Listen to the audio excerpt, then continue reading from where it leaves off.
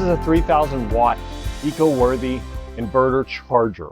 So if you're looking for a solution to have a couple of days of power off the grid during a hurricane, but you don't want to go to all the trouble of installing solar panels and all of that stuff, then the ultimate backup is to have a way to charge a battery bank made up of large batteries like this one here, which is a 300 amp hour, or the metal battery, which we saw on the image in the thing. Both of them are links below. And then have an inverter that's large enough to run a refrigerator, freezers, that kind of stuff, a CPAP machine, recliner chair. The downside is that you don't have solar to just keep it perpetually operating. The upside is you do have the ability to add like a charge controller like you see over here, this Victron, and it can keep this charged up all the time. So connecting it to the grid to get it charged is as simple as plugging in the wire that we have that goes to a standard wall outlet, a 120 wall outlet. You plug it in and it charges up and turns on. You connect it to any 12 volt source. Now on this side, you do have a lot of options to be able to expand in multiple ways. One of those options is you can run multiple of these batteries in parallel. You can also go with a smaller battery. This is a 300 amp hour battery. The other one that's in the recommended list down below is a 280 amp hour battery. Both of them are large, 4 kilowatt hours here and 3.6 kilowatt hours there. They should operate a refrigerator or something along those lines for at least a couple of days.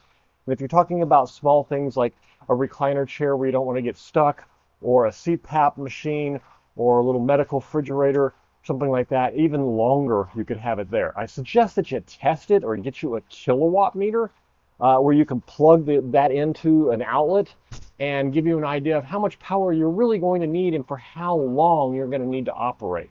Hurricanes are nothing to ignore here in Florida, but there are all kinds of other natural disasters around the country and around the world that you've got to be prepared for.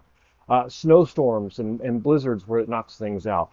We saw a bunch of flooding this year.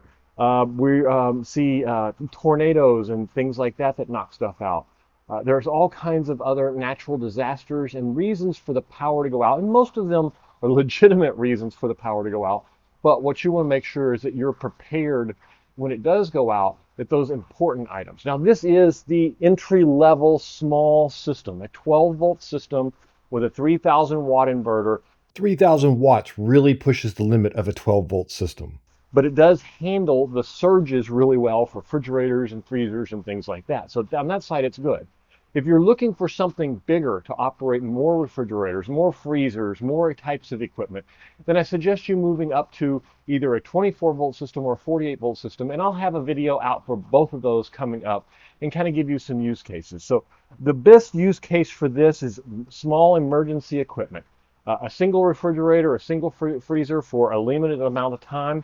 You can run 2 of them, but you will shorten the time, and you may need to parallel 2 batteries together. In other words, hook 2 batteries up, hook the positive to the positive, the negative to the negative, and allow it to have the power of both batteries to operate your system for an extended period of time, or for the same length of time, but with more devices. You do have to be a little bit careful because it's 12 volts.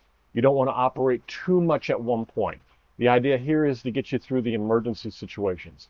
But that's kind of what this one's all about. I'm going to plug the charge inverter in, and then I'm going to take my heat gun and plug it into the second plug. Now this inverter comes with 2 plugs on the bottom, making it very easy where you don't need any extra connections. You don't need to hook up wall plugs. You don't need to hook up anything other than just hook your battery. If you get a battery with an off-on switch, even better, because then you have that ability to turn it off and on when you do it. The metal battery that I have down below has both the off-on switch and 280 amp hours, which is a really good option for this. All right, so now that we have that hooked up, you can see here the usage on this, and I am going to turn the power on to the inverter, and then we should see the usage start to click through here, and now the charge converter will start to ramp up. And there goes that ramping up now. And you can see the wattage is starting to increase to 500, 600, 700, And we're just going to let this amp all the way up as that charge inverter slowly ramps up to prevent it from causing major surges on this. Now we are sitting at 75 amps already. When I turn the heat gun on, we're going to see a considerable jump in this and see if this inverter can handle it. So now we're running at 2.5 kilowatts, which is 2,570 watts, and that will drop back down to the idle consumption of this inverter is about 32 watts. That is something you're going to want to note, and that it does have the auto sensing capability where it is under a certain amount of wattage that it will shut down, and that way if you have a CPAP machine or a light or something like that that turns off and on and you only want this on when that machine is running, this will accommodate that and make that really easy. So for small systems that are looking to just have emergency power with no solar, this is a great option. If you want this system with solar, you can hook up a small charge controller and hook up a couple small panels also. This can help you get through those hurricanes and those tough moments. Most of us only experience a few days of outage. It will not, unless you have a lot of batteries, this is not a long-term solution. In other words, if the power is out for more than a couple of days, you're probably going to lose your battery charge here. But the alternate there is to use a small generator to charge it and hook that directly to a charger. That is a great alternative to doing solar panels.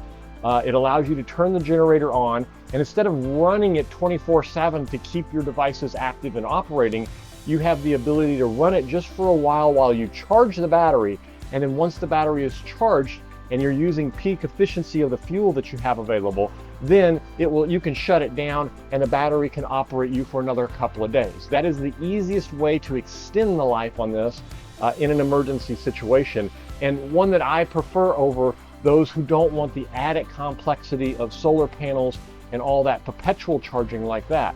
Now, I obviously prefer the solar panels myself because they're easy for me to hook up and they're easy for me to maintain because I have lots of different solar systems. But some of us are just interested in making it through a hard time and being prepared for an emergency situation. This makes it very easy to be prepared for an emergency situation. I hope this helps, and if you have any comments or questions, please leave them in the comments. I'll be glad to answer any questions you have. Thanks. You have a good one and stay safe.